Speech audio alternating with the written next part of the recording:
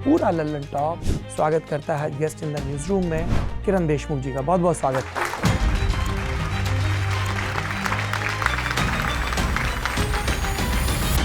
एक sex worker का किस तरह की दिक्कतें आती हैं कस्टमर के लेवल पे, पुलिस के लेवल पे? पुलिस आती थी, जूते रहते थे उनके पैर में, वैसे ही लात मार के निकल जाती थी। विदाउट कंडोम के सेक्स करके चले जाती थी पुलिस भी। उनको ये डर नहीं होता था कि उनको एसटीडी हो सकते हैं? नहीं था डर उनको, पता नहीं क्या था वो। जो लोकल गुंडा होते थे, कोई डंडे लेके आते थे, कोई तलवार लेके आता था। तलवार लेके? जी। आपको कब पता चला कि आपको भी HIV है? मुझे 97 में पता चला। जो HIV पॉजिटिव है उनके साथ तो इतना भेदभाव होता था, पूछो मत। हाथ लगा के चेक नहीं करने का। डॉक्टर हाथ नहीं लगाते हैं? डॉक्टर नहीं हाथ लगाते थे तब।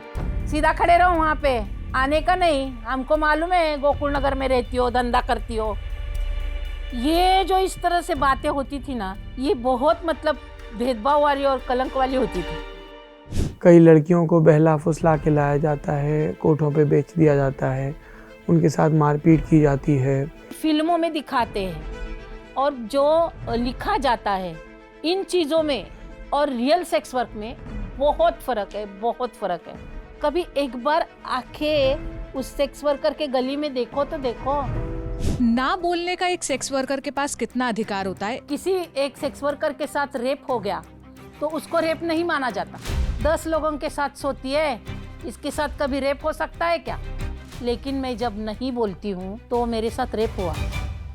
सेक्स वर्क इंडिया में ना काफ़ी एक ऐसा टॉपिक रहा है जिसके ऊपर बहस हमेशा से रही है। जैसे एक्टिविस्ट चाहते हैं कि ये लीगल हो जाए। सेक्स वर्क को लीगलाइज नहीं करना चाहिए, सेक्स वर्क को डीक्रिमिनलाइज करना चाहिए। अगर लीगलाइज करेंगे तो वैसे भी हमारा देश बहुत रिश्वतखोर है। आप सोचो क्या होगा।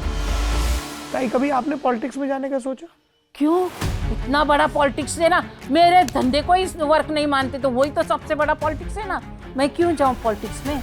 जब कोई सेक्स वर्कर प्रेग्नेंट हो जाती हैं तो वो कितने महीने तक वो सेक्स वर्क करती रहती हैं? फिर कब वो सेक्स वर्क से अलग, फिर उनकी देखभाल कैसे होती है? 5 या 6 महीने तक वो धंधा करेगी, उसके बाद नहीं करती है। जैसे मैक्सिमम ऑफिसेज में भी जो लीव होती है वो 3rd-4th मंथ से दी जाती है, तो 6 मंथ कुछ ज़्यादा ही नहीं हो गया? ये सवाल किसी घर में जाके पूछो। कोई घर में जाओ और उस वो प्रेग्नेंट औरत को बोल दो, भाई कितने दिन काम करेगी, तुझे भी तो लीव चाहिए ना, तो अभी तो आराम कर। वो बोलेगी मेरे पति को कौन खिलाएगा।